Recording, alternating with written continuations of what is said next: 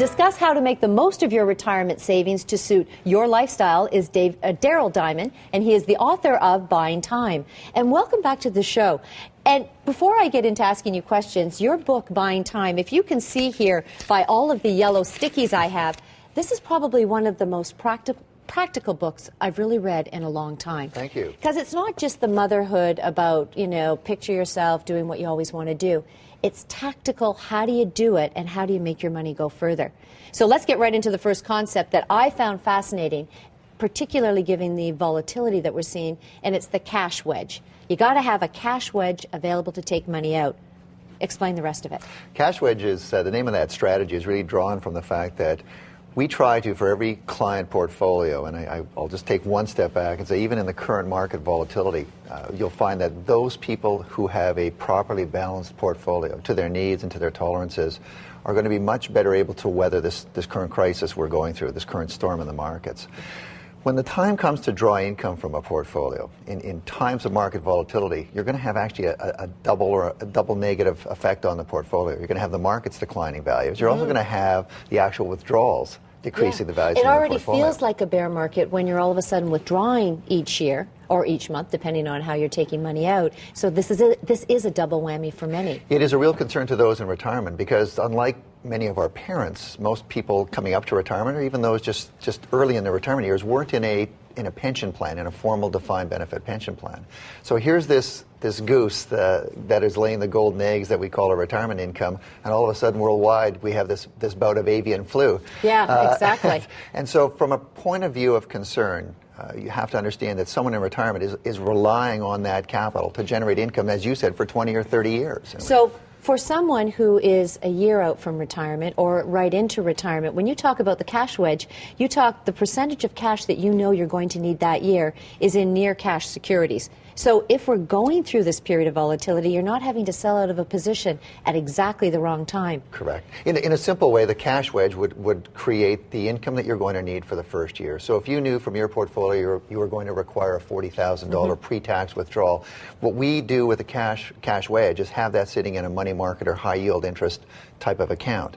We position with a certificate or a bond the second year's worth of income and the third year's worth of income, all of which form part of the fixed income component of the portfolio. And the idea behind that, Patty, is very simple, is that we will be able to literally for 3 years be selectively drawing the income we're going to take for a client out of guaranteed positions. We're not drawing on anything that is going down in value. So you allow that time in the market for the equity component of your portfolio to weather the storm, so to speak, or to continue to grow. To weather the storm, exactly. And our experience has been, and I know your other guests have attested to the fact too, when you go through these types of market downturns, client is usually, almost without exception, best served to just hang in the markets. What this process allows the client to do is be able to tolerate or weather that period of time where there's uncertainty. And things do heal, things do come back, and then again we can selectively rebalance the portfolio and carry on in that fashion. You also have a great deal of focus on making sure you're getting the biggest bang for your buck in terms of taxes. Right. So when you're setting up the hierarchy of your retirement allocation, shall we say, yes. What do you draw down first to make sure that you're most tax efficient? What we do is we call it layering. It's a layering process, and it is being selective in terms of which sources of income you draw upon first.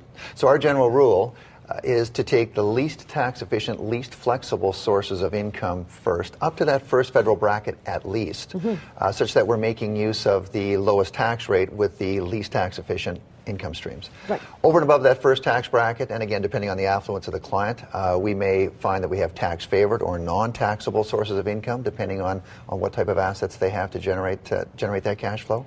But it's a combination of things.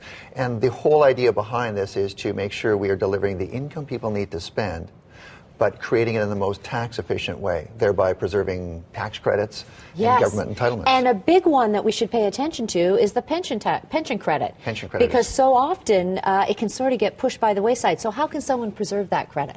Well, on the pension credit itself, it's generated based on eligible income, as you know, and the government generally increased that from $1,000 to $2,000 this last year, so that was helpful.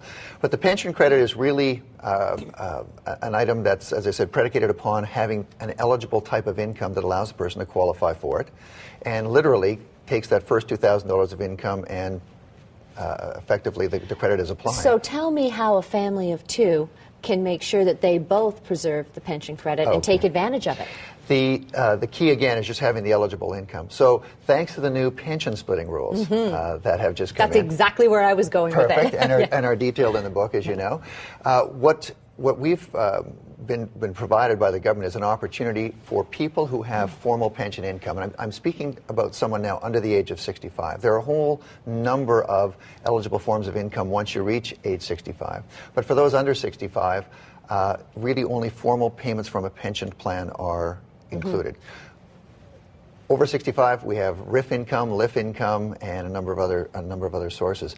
But once a person has entitlement to the pension credit, they are eligible to split that income. Those are the forms of income that are eligible for pension splitting, and that income will preserve its pension credit entitlement when it's transferred to the recipient spouse. So you have to be careful because it has to be pension income. It's just not investment income. Correct. Or other sources of income, which sometimes people may think might qualify. Straight withdrawals from an RSP, Canada Pension, Old Age Security do not qualify. They do not. It's just certain periodic receipts of eligible income. That's right.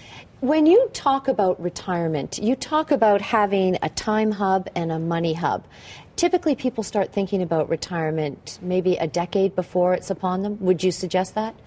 I don't know that. Do you wish that? No. Yeah, I was going to say that'd be beautiful. That would be ideal, wouldn't it? Yeah. What our goal is to try and help them think about that. The time hub and the money hub actually work in sync in terms of creating a plan. And first and foremost, I know people are probably tired of hearing about having a financial plan, but again, the surveys show that less than 20% of people in Canada do have a formal plan for transition of income-producing assets to income. So if we can link that together, we call that the money hub in terms of the priorities that people want to have in regard to their money, how they use it, what's important to them. The time hub is another set of considerations that talks about what they want to do with their time and their life once they retire. And the two have to work in harmony, because if you're doing things like travel or have other hobbies or other expenditures, of course it's going to impact your cash flow. Absolutely. And so often if an advisor only focuses in on the financial part, I really believe you're working with the wrong person.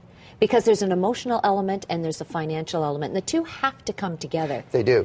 And there are many stages that people are going to go through in retirement. And those stages are often defined by something we call life-altering events. And those would include arrival of grandchildren, the illness of a spouse, passing of a spouse, adult children moving back home, any one of a number of things that people will commonly go through in these many stages of retirement.